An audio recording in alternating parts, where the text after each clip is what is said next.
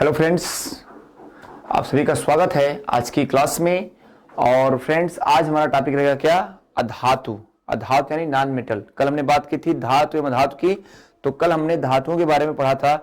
आज हम पढ़ेंगे अधातुओं के बारे में, और इसके बाद हम पढ़ेंगे हैलोजेंस के बारे में और उत्कृष्ट गैसों के बारे में। और इसके बाद हम प्रमुख यौगिकों का अध्ययन करेंगे, यानी मेन जो आपके कंपाउंड्स हैं उनका अध्ययन लोग करेंगे। तो आज की जो क्लास होगी वो अधातु, हैलोजन, इन सब पे आगे बढ़ेगी। ठीक है, इन सभी पे आगे बढ़ेगी। चलो, तो बिना देर की आज की क्लास स्टार्ट करते हैं। ठीक, चलो। तो यहां पे देखिए, कल हमने बताया था आपसे कि धातुएं क्या होती हैं, ऋण विद्युतीय होती हैं और वो दूसरे परमाणुओं से इलेक्ट्रॉन ग्रहण करती हैं। ओके, दूसरे परमाणुओं से इलेक्ट्रॉन ग्रहण करती हैं। अभी तक जो है प्रकृति में कितनी है? 27 धातुएं हैं, जिसमें आपके ऑक्सीजन हाइड्रोजन गैस के रूप में है, आयोडीन ठोस के रूप में है और ब्रोमीन जो है द्रव धातु के रूप में जानी जाती है। तो इसमें आज हम प्रमुख बात करेंगे किसकी? हाइड्रोजन की।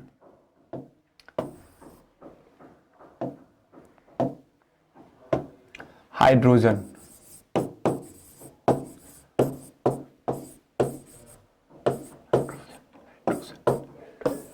अब देखो, हाइड्रोजन है क्या? तो हाइड्रोजन आप देखेंगे कि हाइड्रोजन जो है उपवर्ग फर्स्ट ए में, उपवर्ग फर्स्ट ए में और उपवर्ग सेवेंथ ए में, दोनों में रखा गया है। किसमें? दोनों में रखा गया है। मतलब उपवर्ग सातवें में ए में और फर्स्ट ए में, दोनों में रखा गया है। कौन? आपका हाइड्रोजन। ठीक है, क्यों यहां पे जो रखा गया है ये, तो यहां पर सोडियम के साथ रखा गया है, और यहां पर जो रखा गया है तो किसके साथ रखा गया है? फ्लोरीन क्लोरीन के साथ रखा गया। यानी यहां पर हैलोजन के साथ रखा गया है और यहां पर क्षार धातुओं के साथ ये रखा गया है। अब अगर देखा जाए तो हाइड्रोजन का जो परमाणु क्रमांक होता है 1 होता है, और इसका परमाणु भार कितना होता है? ठीक है, इसका जो परमाणु क्रमांक होता है, परमाणु क्रमांक, तो ये 1 होता है। ठीक है, ये 1 होता है। और इसका परमाणु भार अगर देखा जाए, परमाणु भार या द्रव्यमान संख्या अगर देखी जाए तो वो होती है 1.008। कितना होती है? 1.008। ठीक है, अब देखिए, अब यहां पर आप एक बात ये नोट करिए कि हाइड्रोजन क्या है? हाइड्रोजन को एक आवारा तत्व की संज्ञा दी गई है। आवारा तत्व, इसे क्या कहते हैं? हाइड्रोजन को, हाइड्रोजन को आवारा तत्व की संज्ञा दी गई। क्यों आवारा तत्व की संज्ञा दी गई है? क्योंकि इसका स्थान जो है क्या, इसका स्थान आवर्त सारणी में कैसा है? बिल्कुल डिस्प्यूटेड है। कैसा है? विवादास्पद है कि यह एक फर्स्ट वाले उपवर्ग में भी है और वहां पर भी है, सातवें वाले उपवर्ग में भी है। ठीक है, एक जगह रखा गया हैलोजन के साथ, जहां पे ये कहां क्या करता है? आपका अधातुओं से जैसा व्यवहार करता है और ऋण विद्युतीय होता है। और यहां पे रखा गया किसके साथ? क्षार धातुओं के साथ, जहां पर यह कैसा होता है? धन विद्युतीय होता है। और इनके साथ किसके साथ? क्षार धातुओं के साथ ऋण धन विद्युतीय होता है। ठीक है, और आपके प्लस जो है धनायन बनाता है। ठीक है, धनायन भी बनाता है। तो इसे क्या कहा गया? इसे आवारा तत्व कहा गया है। अब चूंकि देखिए, ब्रह्मांड में अगर बात की जाए, ब्रह्मांड यानी कॉस्मोस की, तो ब्रह्मांड में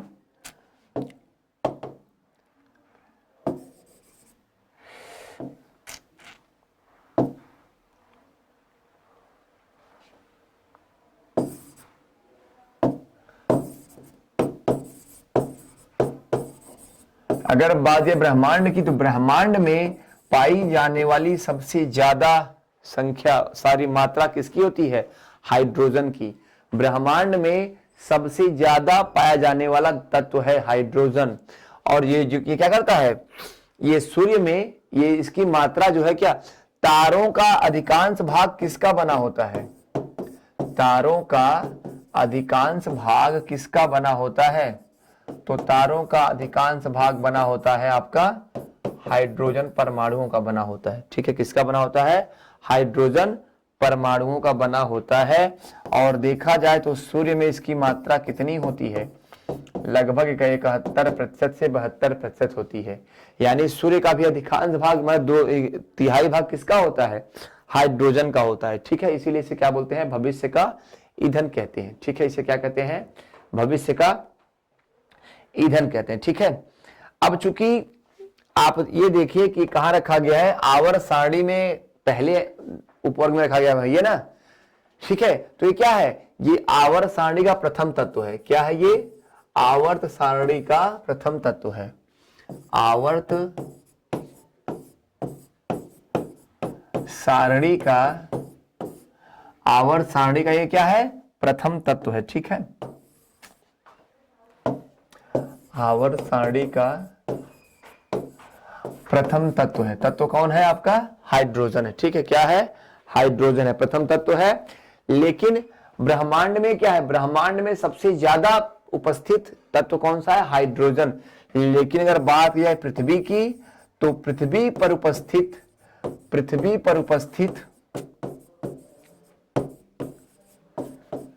तत्वों में, पृथ्वी पर उपस्थित तत्वों में इसका कितना है, इसका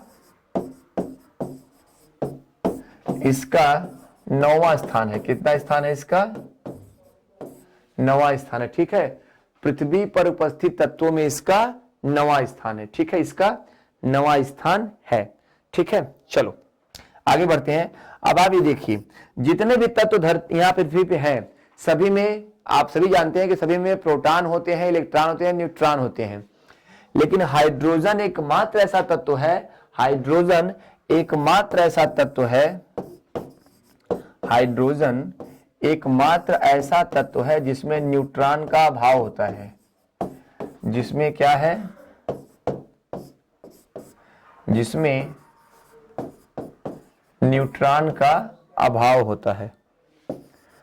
ठीक है, न्यूट्रॉन का अभाव होता है। ठीक है, क्लियर है।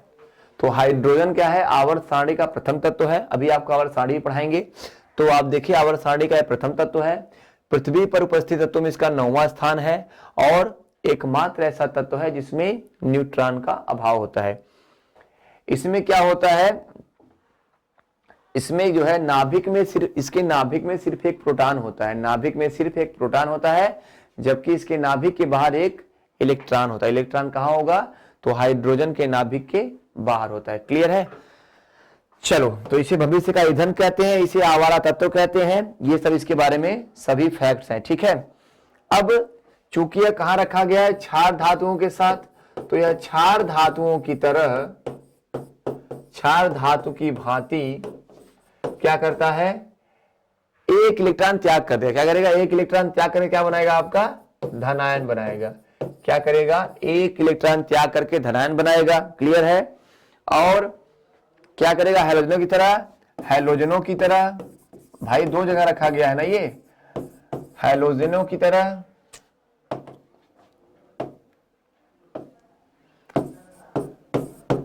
हैलोजनों की भांति एक इलेक्ट्रॉन ग्रहण करेगा। क्या करेगा, ऋणायन बनाएगा।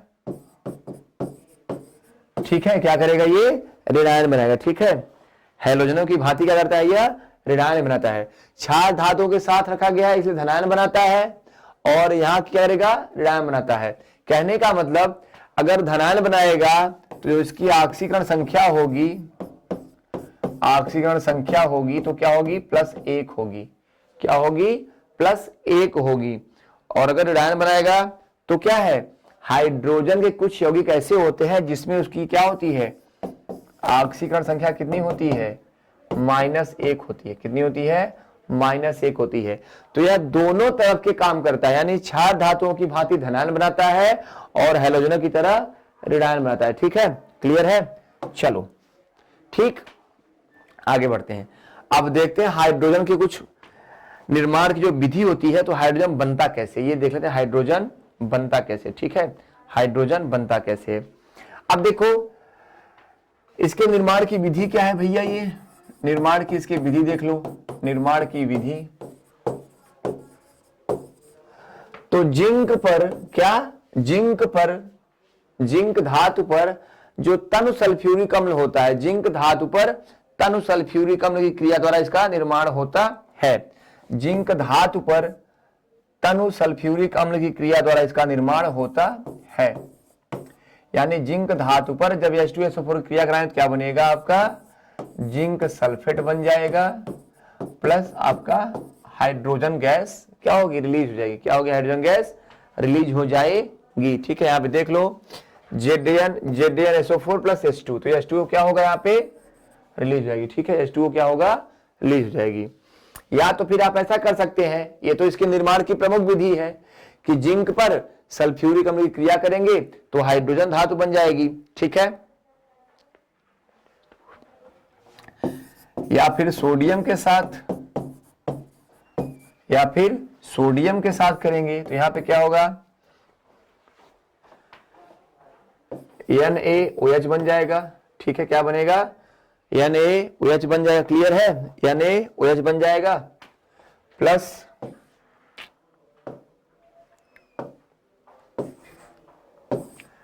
प्लस हाइड्रोजन क्या होगी, रिलीज होगी। लेकिन इसके निर्माण की जो प्रमुख विधि है वो क्या है, ये है आपका जिंक धातु पर सल्फ्यूरिक अम्ल की क्रिया द्वारा। और यहां पे क्या देखेंगे, सोडियम और जल की क्रिया द्वारा। सोडियम और जल की क्रिया द्वारा क्या बनेगा आपका, सोडियम हाइड्रोक्साइड बन जाएगा और क्या बन जाएगा आपका, हाइड्रोजन गैस रिलीज हो जाएगी। ठीक, तीसरी विधि इसकी है, आप जल का क्या करेंगे, विद्युत अपघटन कर देंगे। क्या करेंगे, जल का विद्युत अपघटन कर देंगे। तो क्या यहां पे होगा, OH माइनस, क्या होगा आपका, OH माइनस हो जाएगा। क्लियर है, OH माइनस हो जाएगा, प्लस हाइड्रोजन धनायन, क्या होगा, हाइड्रोजन धनायन।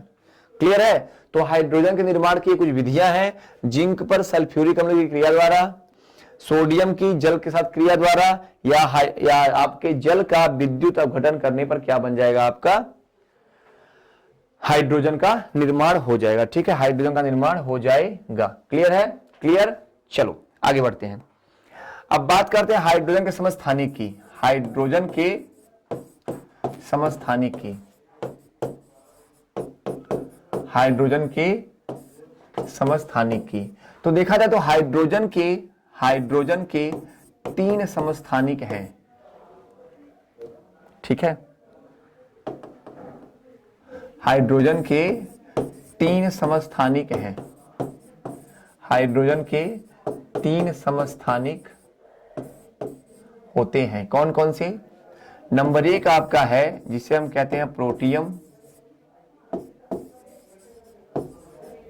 और इसे हम कहते हैं 1,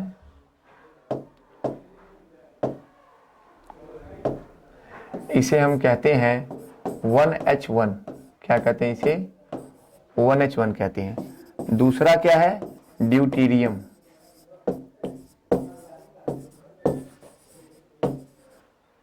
क्या कहेंगे इसे, ड्यूटीरियम। और ये क्या आपका है, 1S2, क्या इसे कहेंगे, 1S2। तीसरा क्या है आपका, ट्राइटियम है। तीसरा क्या है, ट्राइटियम है।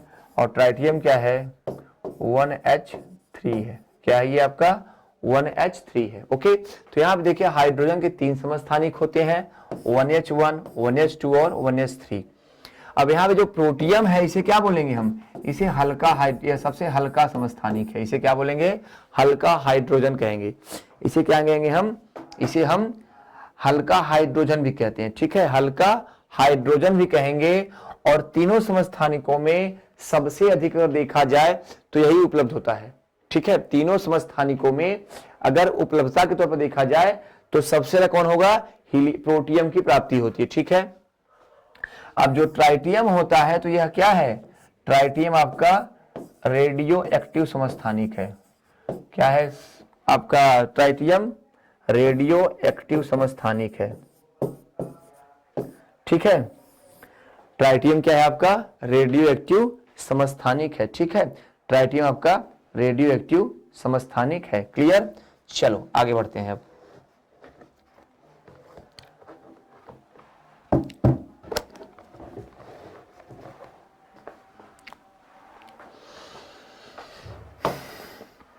अब आपका जो ड्यूटीरियम है,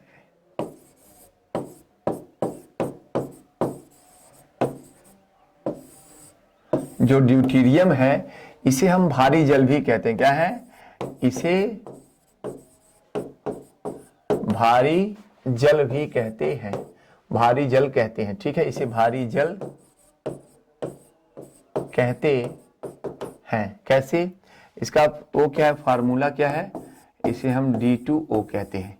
क्या कहते हैं? D2O कहते हैं। ठीक है, इसे हम D2O कहते हैं। और D2O जो क्या है, D2O देखेंगे अगर तो ये क्या है आपका 1H2 है, 1H2 है। तो इसके नाभिक में क्या होगा? नाभिक में एक प्रोटॉन, नाभिक में एक प्रोटॉन और एक न्यूट्रॉन होता है। ठीक है, नाभिक में क्या होगा आपका? एक प्रोटॉन और एक न्यूट्रॉन होगा। ठीक है, एक न्यूट्रॉन और एक प्रोटॉन। ठीक है, और जो भारी जल है इसकी खोज यूरे ब्रिकवर्ड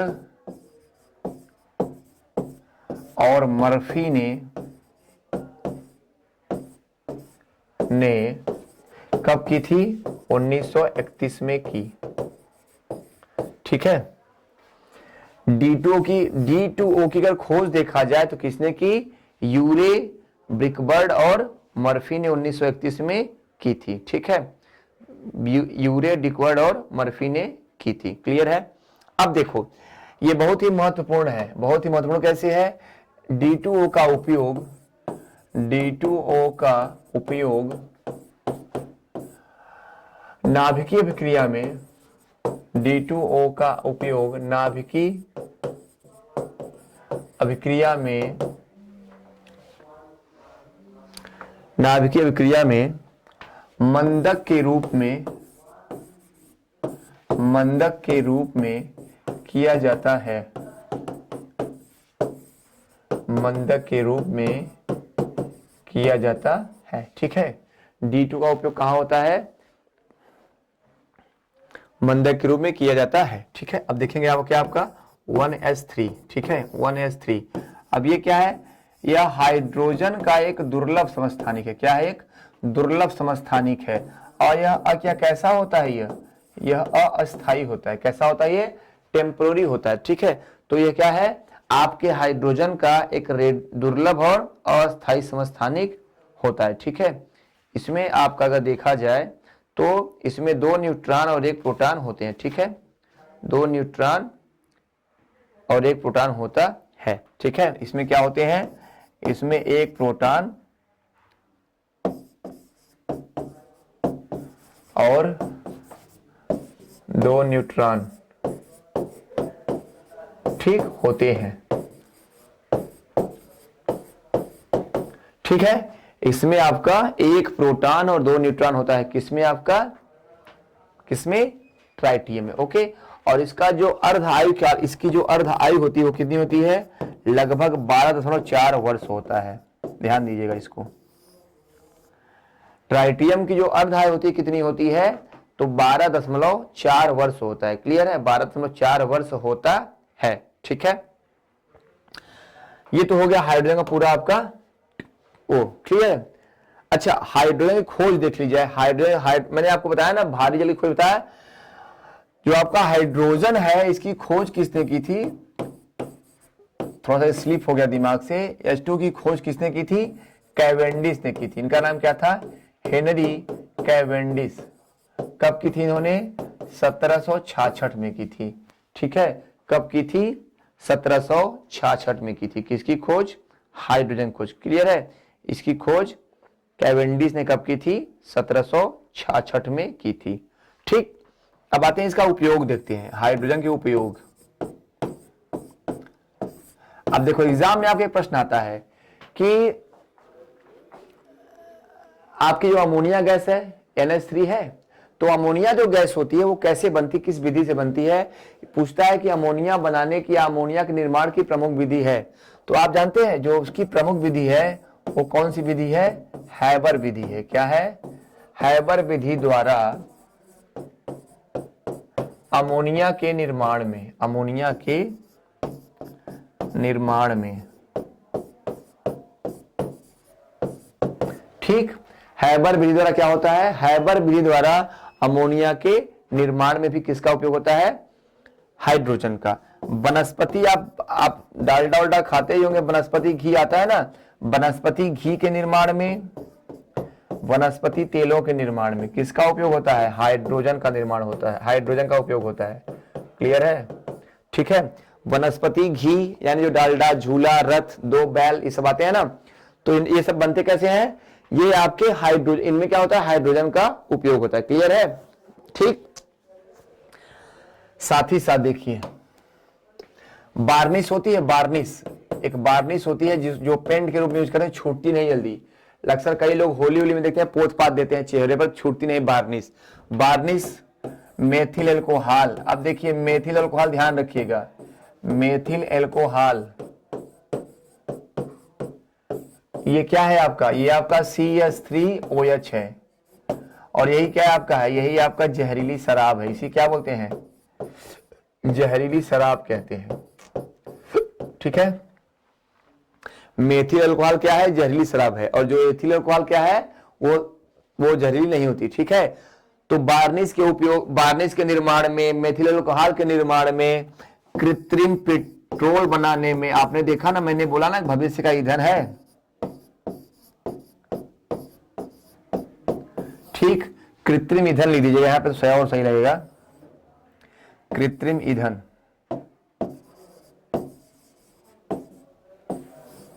ठीक, तो इसका उपयोग कहां होगा, बार्निश के निर्माण में, मेथिल अल्कोहल यानी जहरीली शराब के निर्माण में, और आपके कृत्रिम ईंधन के निर्माण में किया जाता है।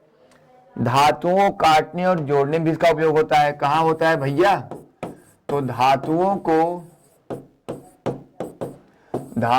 को काटने, जोड़ने आदि में इसका उपयोग कहां पे होगा, ऑक्सी ज्वाला के रूप में, मतलब ऐसी ज्वाला जिसमें ऑक्सीजन भी रहे, ऑक्सी ज्वाला के रूप में। ठीक है, तो धातुओं को काटने में, धातुओं को जोड़ने में किसका, हाइड्रोजन का उपयोग कहां पे होता है, ऑक्सी ज्वाला के रूप में होता है। ठीक है, ऑक्सी ज्वाला के रूप में होता है। ठीक है, ओके, चलो तो यहां पे हम आगे बढ़ते हैं। ठीक है, एक और यहां पे जान लो, एक वाटर गैस होती है, वाटर गैस, तो वाटर गैस के निर्माण भी इसका उपयोग होता है, वाटर गैस के निर्माण में। क्लियर है, वाटर गैस के निर्माण में किसका उपयोग होता है भैया, तो आपका हाइड्रोजन का निर्माण होता है। ठीक है, क्लियर है, चलो आगे बढ़ते हैं अब। तो क्या बोलते हैं, हाइड्रोजन को भविष्य का ईंधन कहते हैं। क्या बोलते हैं इसको, भविष्य का ईंधन कहते हैं। क्यों कहते हैं, क्योंकि इसे क्या करते हैं, लिक्विड फॉर्म में यूज कर सकते हैं। क्या कर सकते हैं, इसे लिक्विड फॉर्म में यूज करते हैं, और कहां, रॉकेटों में इस्तेमाल करते हैं, रॉकेट और रॉकेट, तो रॉकेट में इसे इस्तेमाल करते हैं, इसलिए इसे क्या बोलते हैं, भविष्य का ईंधन भी कहा जाता है। अब आते हैं एक बहुत महत्वपूर्ण गैस पर, जिसका नाम है ऑक्सीजन, जिसका नाम क्या है आपका, ऑक्सीजन। ठीक है, 8O16 क्या है आपका, ये 8O16 ऑक्सीजन। ठीक, चलो बात करते हैं ऑक्सीजन की। अब यह क्या है आपका, यह आपके सल्फर परिवार का तत्व है। क्या है आपका यह, सल्फर। सल्फर कहां है, सल्फर किसमें है, सल्फर में इसको रखा गया। ठीक है, सल्फर के साथ इसको रखा गया है, कहां पे, द्वितीय आवर्त में। इसको सल्फर के साथ द्वितीय आवर्त में, सल्फर के साथ द्वितीय आवर्त में रखा गया है। किसको, आपके ऑक्सीजन को, ऑक्सीजन को सल्फर के साथ द्वितीय आवर्त में रखा गया है, द्वितीय आवर्त में रखा गया है। ठीक है, अब देखो ऑक्सीजन जो है, इसके भी 3 समस्थानिक होते हैं, यहां भी ध्यान रखो, इसके भी 3 समस्थानिक हैं। ठीक है, इसके भी 3 समस्थानिक हैं।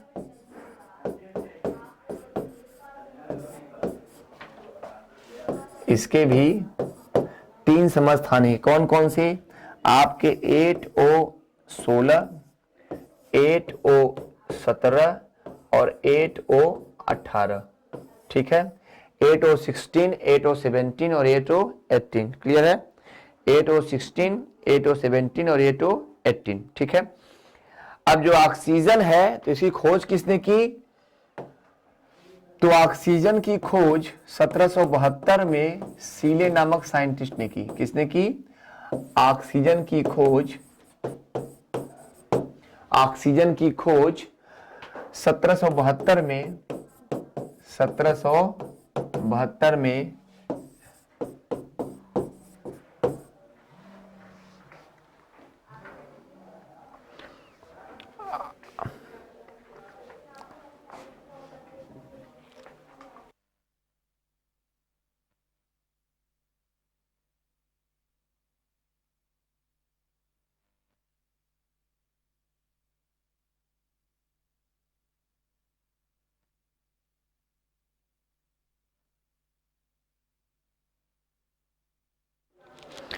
तो ऑक्सीजन की खोज किसने की? 1772 में सीले नामक वैज्ञानिक ने की, ठीक है। सीले नामक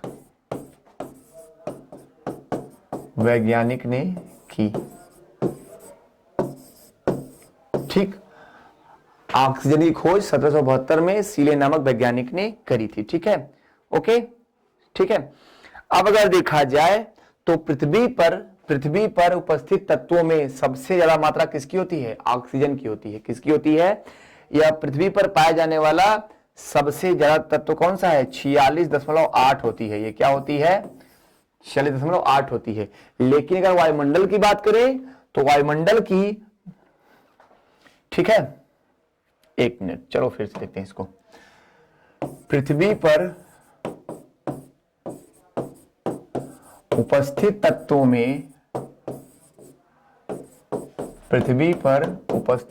में प्रथम स्थान पर, किसमें? प्रथम, ठीक है। लेकिन वायुमंडल में नाइट्रोजन के बाद दूसरा, नाइट्रोजन के बाद द्वितीय, ठीक है। अगर पृथ्वी पर उपलब्ध तत्वों के बारे में अगर बात की जाए तो यह क्या है? सबसे ज्यादा होती, ठीक है। लेकिन वायुमंडल में क्या होती है? यह क्या होती है? वायुमंडल में नाइट्रोजन के बाद होती, ठीक है। वायुमंडल में नाइट्रोजन के बाद होती है, ठीक। अब जो वायुमंडल में जो ऑक्सीजन मिलती है वो कैसे मिलती है? प्रकाश संश्लेषण की क्रिया द्वारा मिलती है। प्रकाश संश्लेषण की क्रिया द्वारा,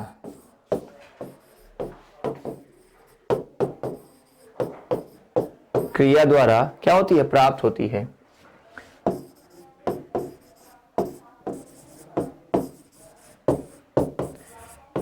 ठीक है बच्चों, कहने का मतलब कि वायुमंडल में जो भी उपस्थित जो ऑक्सीजन है उसका संपूर्ण भाग, वायुमंडल की जो ऑक्सीजन होती है उसका संपूर्ण हिस्सा कहां से मिलता है? जो प्रकाश संश्लेषण की जो क्रिया होती है ना, उसमें जो पौधे क्रिया करते हैं प्रकाश संश्लेषण की, उसी क्रिया के द्वारा पूरी ऑक्सीजन क्या होती है? प्राप्त होती है, ठीक है। पूरी ऑक्सीजन प्राप्त होती है, ठीक है। चलो अब बात करते हैं इसकी।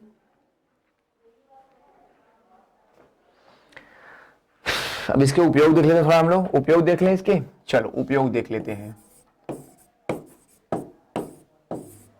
इसके उपयोग देख लेते हैं हम लोग। अब देखो, यह जानते हैं कि जीवनदायी है, जीवनदायी गैस होती है। ये क्या होती है? यह जीवनदायी गैस है, ठीक। क्या करती है? यह हमारे श्वसन में सहायक होती है। क्या करती है? श्वसन में सहायक होती है। अब यहां पे ध्यान दीजिए, पूछता है वो कि कृत्रिम श्वसन में कृत्रिम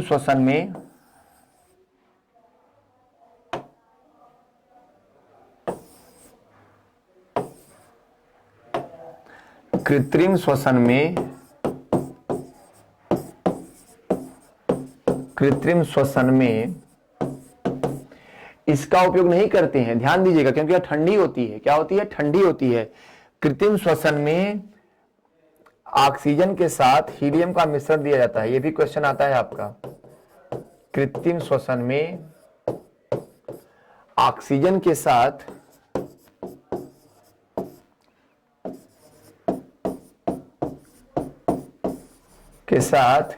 हीलियम का मिश्रण दिया जाता है।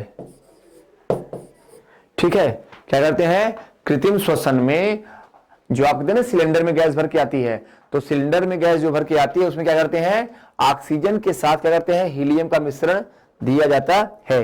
हीलियम का मिश्रण दिया जाता है, क्यों? क्योंकि हीलियम क्या है, एक अक्रिय गैस है। हीलियम क्या है, एक अक्रिय गैस है, तो यह क्रिया नहीं करेगी। क्लियर है? तो इसलिए क्या करते हैं, हीलियम का मिश्रण दिया जाता है। ठीक है, चलो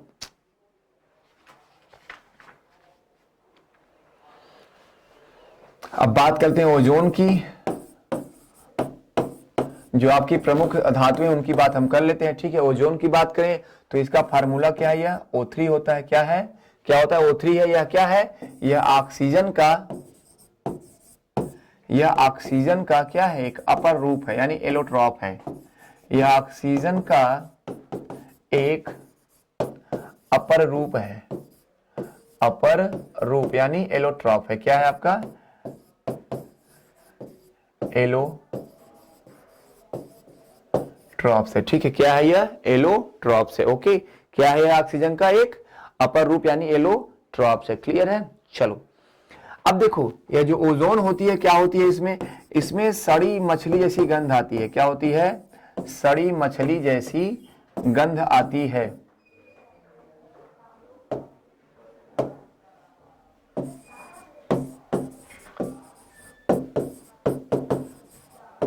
क्या होती है, इसमें सड़ी मछली जैसी गंध आती है। ठीक है, सड़ी मछली जैसी गंध आती है।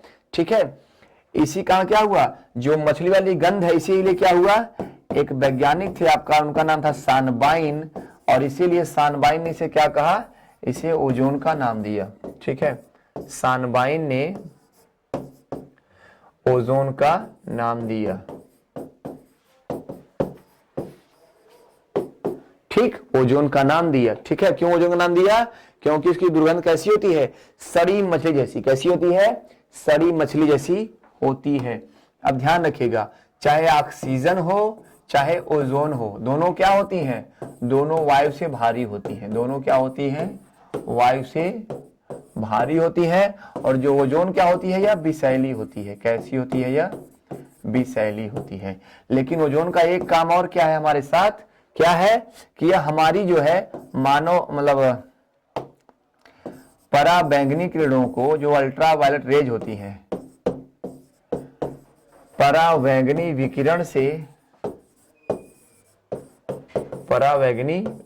से सुरक्षा करती है। ठीक है, पराबैंगनी विकिरण से सुरक्षा करती है। ठीक,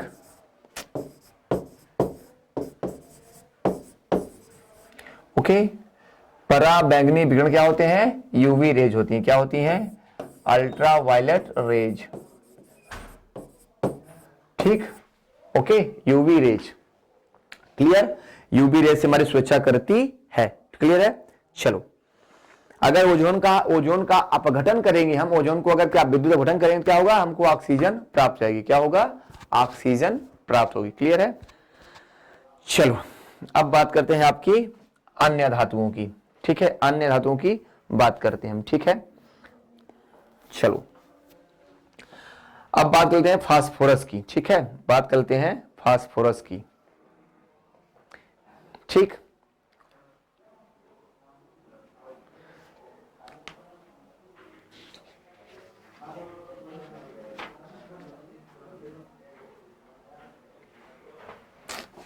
फास्फोरस,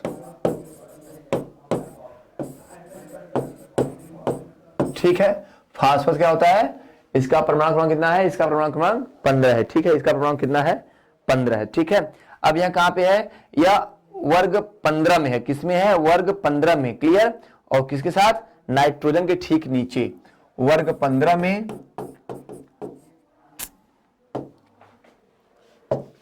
वर्ग 15 में नाइट्रोजन के ठीक नीचे, नाइट्रोजन के नीचे क्या है, स्थित है। यह आवर्त सारणी में कहां है, तो आवर्त सारणी में या 15 वर्ग में, यानी उपवर्ग 5th ए में। किसमें, उपवर्ग 5th ए में। क्लियर है, उपवर्ग 5th ए में कहां पे है, नाइट्रोजन के ठीक नीचे स्थित है। ठीक है, स्थित है। अब क्या होता है, बहुत ही क्रियाशील है और प्रकृति में स्वतंत्र अवस्था में नहीं मिलता। क्या है, बहुत ही क्रियाशील है, प्रकृति में स्वतंत्र अवस्था में यह नहीं मिलता। ठीक है, स्वतंत्र अवस्था में यह नहीं मिलता। क्लियर है।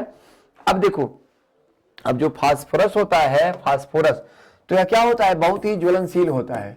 क्या है यह, बहुत ही ज्वलनशील होता है। फास्फोरस क्या है, बहुत ही ज्वलनशील होता है। ठीक है, अब इसके जो अपरूपक यानी जो एलोट्रॉप्स होते हैं वो कैसे होते हैं, पीला फास्फोरस होता है, लाल फास्फोरस होता है, सफेद फास्फोरस होता है। तो जो P4 है वो क्या है आपका, P4 क्या है आपका, P4 आपका सफेद फास्फोरस है। ठीक है, P4 क्या है आपका, सफेद फास्फोरस है। ठीक, अब जो सफेद फास्फोरस क्या होता है, विस्फोटक होता, ज्वलनशील होगा, कहां होगा, आतिशबाजी में इसका प्रयोग होगा। भैया कहां पे होगा इसका प्रयोग, आतिशबाजी में,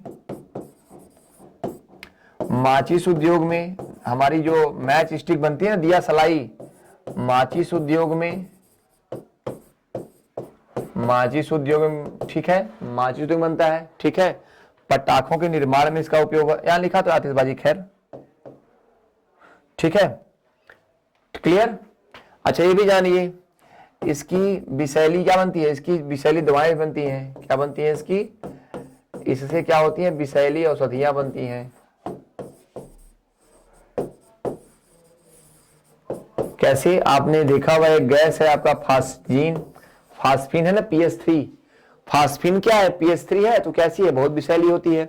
तो क्या है, यह ज्वलनशील होता है, इसका उपयोग आतिशबाजी में होता है, माचिस उद्योग में होता है। क्लियर है, ओके। अब यहां पे जो एक मेन फैक्ट वो आपको ध्यान रखना है कि प्रकाश संश्लेषण के लिए यह बहुत आवश्यक है।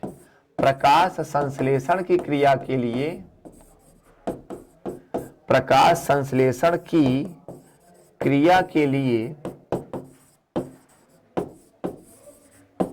यह आवश्यक है। ठीक है, आवश्यक, क्यों आवश्यक है, क्योंकि अगर यह नहीं रहेगी तो क्या होगा, प्रकाश संश्लेषण की क्रिया में क्या होगा, प्रकाश की जो क्रिया होती है, जो फोटोसिंथेसिस, नहीं हो पाएगी। क्या होगी, यह क्रिया नहीं हो पाएगी। ठीक है, और पत्ते क्या होंगे, पत्ते आपके पीले पड़ जाएंगे। पत्ते क्या होंगे, पीले पड़ जाएंगे। कहने का मतलब, जिन पत्तियों तक प्रकाश संश्लेषण क्रिया नहीं हो पाएगी वो क्या होंगे, फास्फोरस के भाव में पीली पड़ जाएंगी। क्लियर है, फास्फोरस के भाव में पीली पड़ जाएंगी। क्लियर है। चलो अब आते हैं आपके मेन अधातु दूसरी पर, किस पे, कार्बन पर। किसके, कार्बन पर, 6 कार्बन 12, 6 कार्बन 12। ठीक है, अब देखिएगा, देखा है तो कार्बन के भी 3 समस्थानिक होते हैं। एक तो हो ही गया 6 कार्बन 13 और 6 कार्बन 14, जिसमें ये क्या है, जो 6 कार्बन 14 है, जो 6 कार्बन 14 है, इसे क्या बोलते हैं हम, इसे हम रेडियो कार्बन भी कहते हैं। इसे क्या बोलते हैं, रेडियो एक्टिव कार्बन भी कहते हैं। ठीक है, आप देखते हो ना, जो चट्टानों की आय होती है, अस्थियों की, अरे जो आपकी जीवाश्मों की आय होती है, किससे मालूम करते हैं, तो इसका उपयोग करते हैं। ठीक है, इससे क्या करते हैं, इससे रेडियो एक्टिव कार्बन कहते हैं। क्या है आपका, कार्बन का समस्थानिक है। ठीक है, कार्बन का समस्थानिक है। अब कार्बन कहां रखा गया है, तो कार्बन जो है द्वितीय आवर्त का तत्व है। क्या है ये, वर्ग 14 में। कार्बन क्या है, वर्ग 14 में द्वितीय आवर्त का तत्व है। क्या है ये, दूसरे आवर्त में रखा गया है। कार्बन कहां है भैया, द्वितीय आवर्त में है। वर्ग किस में है, 14 में। 14 बोले तो आपका 4th ए। क्या है आपका, 4th ए। ठीक है, 14 का देखा जाए तो क्या है, 4th ए में। कहां रखा गया है, द्वितीय आवर्त में रखा गया है। क्लियर है। चलो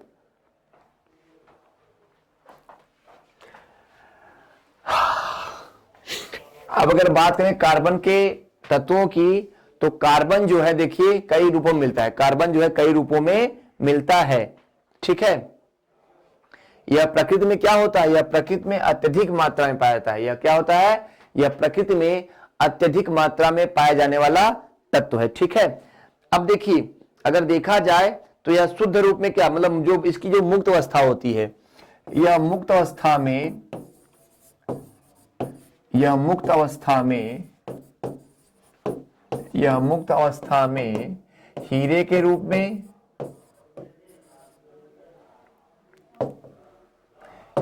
हीरे के रूप में, ग्रेफाइट के रूप में और कोयले के रूप में होता है। किसके रूप में होता है, कोयले के रूप में। ठीक, किसमें मिलता है यह, ग्रेफाइट के रूप में, हीरे के रूप में और कोयले के रूप में मिलता है। ठीक है ठीक, अगर देखा है हीरा और ग्रेफाइट, तो हीरा और ग्रेफाइट क्या है, हीरा और ग्रेफाइट क्या है भैया, तो हीरा और ग्रेफाइट कार्बन के क्या है, बिल्कुल शुद्ध रूप है। हीरा और ग्रेफाइट क्या है, कार्बन के शुद्ध रूप है। ये क्या है, हीरा और ग्रेफाइट कार्बन के शुद्ध रूप है।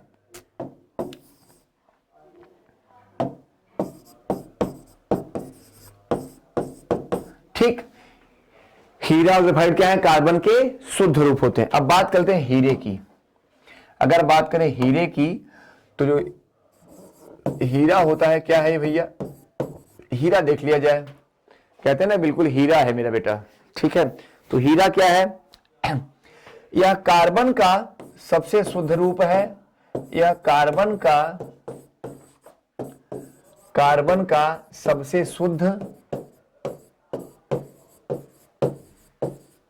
सबसे शुद्ध और क्रिस्टलीय रूप है। क्या है यह, क्रिस्टल के रूप में होता है। सबसे शुद्ध और क्रिस्टलीय रूप है। ठीक है, सबसे शुद्ध और क्रिस्टलीय रूप है। यह क्या होता है, प्रकृति का सबसे कठोर पदार्थ है। प्रकृति में क्या है, कठोर, सब अत्यंत कठोर है। यह सबसे कठोर क्या है, तो हीरा ही है। ठीक है, कहां मिलता है यह, किम्बरलाइट पत्थरों में। ध्यान दीजिएगा इसको, किम्बरलाइट पत्थरों से प्राप्त किया जाता है। किम्बरलाइट, ये भी याद रखिए। ठीक है, इसको हम अंडरलाइन कर देना। ठीक है,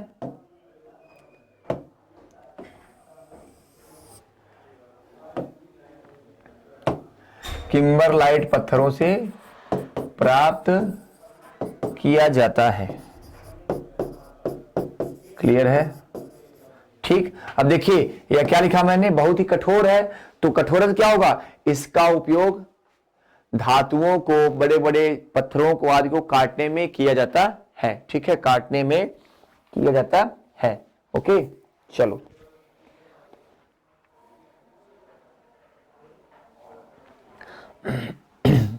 ओके यह क्या है, बहुत ही अक्रिय है। क्या होता है, रासायनिक रूप से बिल्कुल क्या होता है, रासायनिक रूप से बिल्कुल क्या है, ये अक्रिय है। ठीक है,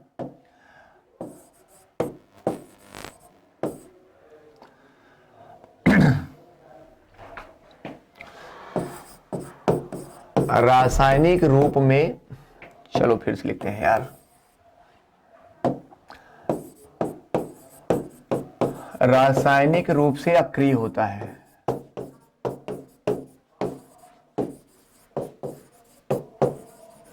अक्रिय होता है।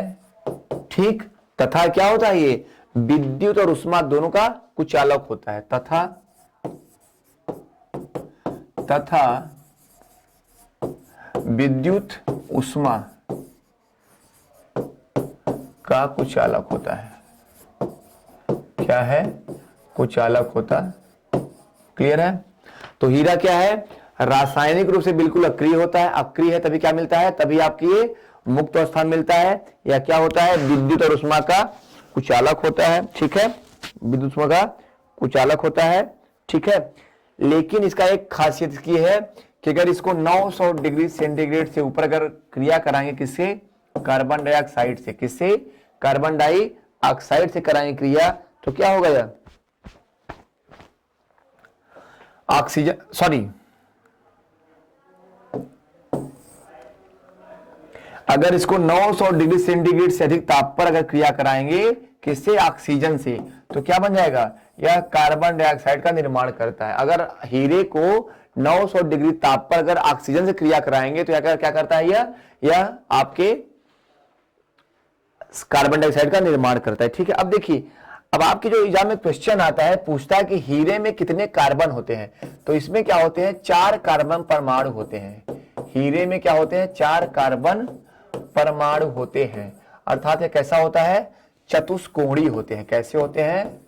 चतुष्कोणीय संरचना होती है। टेट्रापोडियल इसे कहते हैं। क्या कहते हैं इसे? टेट्रापोडियल। टेट्रापोडियल कहते हैं। क्यों चतुष्कोणीय है? चतुष्कोणीय जो इसकी आकृति है ना, इसी कारण क्या होता है? इसी कारण हीरा चमकता है। क्या होता है? इसी कारण ये चमकता है। और आपने संकरण अगर पढ़ा होगा, संकरण जानते ही होंगे, तो इसमें क्या होता है? हीरे में sp2 संकरण होता है। इसमें sp2 संकरण होता है।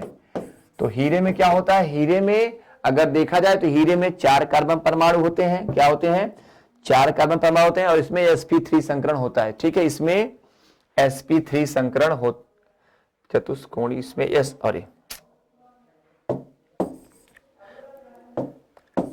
sp3 संकरण। sp2 संकरण ग्रेफाइट में होता है। ठीक है, तो हीरे में क्या? हीरे में 4 कार्बन परमाणु होते हैं। यह कैसा होता है? चतुष्कोणीय। इसकी आकृति कैसी है? इसकी आकृति त्रिविमीय होती है। कैसी होती है? Try dimension. ठीक है, ट्राई डायमेंशन होती है। ओके, त्रिविमीय इसकी आकृति होती है, जिसके कारण क्या होती है? हीरे में जो चमक है, ये क्या? हीरे में चमक क्यों होती है? क्योंकि इसमें संरचना इसकी संरचना कैसी है? इसकी संरचना त्रिविमीय होती है। ठीक है, अब देखो यह क्या करता है? यह प्रकाश का, यह भी क्वेश्चन आपके एग्जाम में आता है कि यह प्रकाश का पूर्ण आंतरिक परावर्तन करता है। अर्थात प्रकाश से पड़े क्या होगा? रिफ्लेक्ट हो जाएगा। यह प्रकाश का पूर्ण आंतरिक परावर्तन करता है।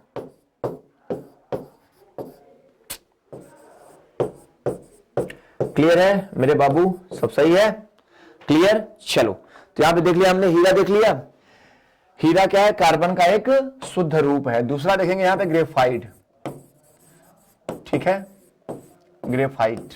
ओके, अब ग्रेफाइट क्या है? ग्रेफाइट भी क्या है? कार्बन का एक शुद्ध रूप है। क्या है? कार्बन का एक शुद्ध रूप है। ठीक है, इसमें क्या होते हैं? इसमें 6 कार्बन होते हैं। इसमें कितने होते हैं? 6 कार्बन परमाणु होते हैं। ग्रेफाइट में कितने कार्बन होते हैं? 6 कार्बन परमाणु होते हैं। यानी कैसा होता है? ये षटकोणीय होता है। कैसा होता है? हेक्सागोनल। कैसा होता है ये? हेक्सागोनल, यानी षटकोणीय। षटकोणीय।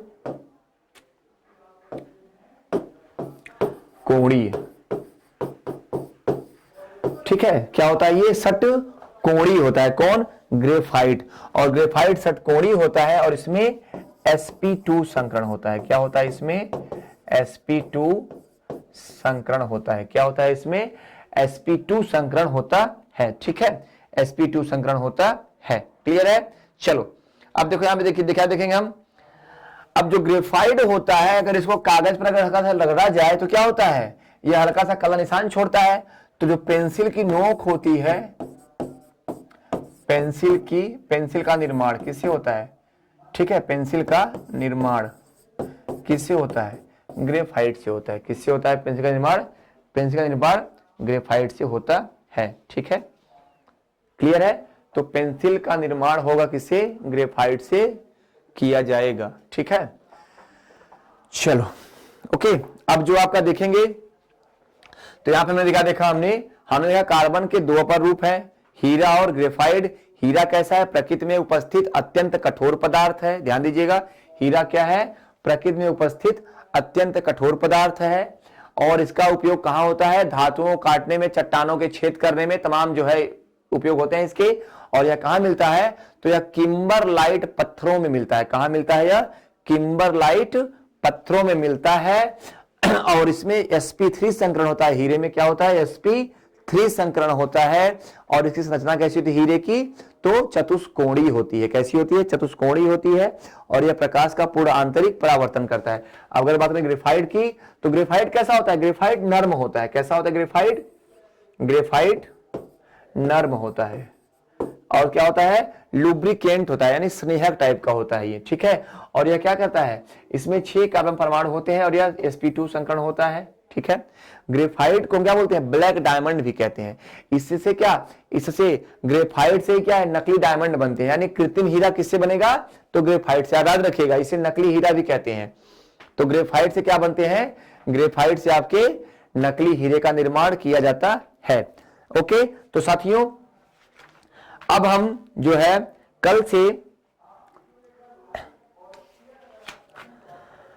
अब हम कल से जो आपकी क्लास पढ़ाएंगे तो वो आपका आगे इसके रहेगा, क्या रहेगा आपका, आपका उत्कृष्ट गैसें यानी अक्रिय गैसें और आपका हैलोजन। उसके बाद आपकी आवर्त सारणी और जो हाइड्रोकार्बन है उनको हम लोग देखेंगे, ठीक है। तो आज की क्लास साथियों यहीं तक रोकेंगे, ठीक है। आज यहीं समाप्त कर देंगे क्लास को। कल फिर से एक नए टॉपिक के साथ आपके रसायन विज्ञान के जो सीरीज चल रही है, रसायन विज्ञान जो आप पढ़ रहे हैं, तो उसमें हम एक नए टॉपिक के साथ कल आप सामने फिर उपस्थित होंगे। ओके, चलिए स्वस्थ रहिए, मस्त रहिए, मिलते हैं कल के सेशन में। जय हिंद, धन्यवाद।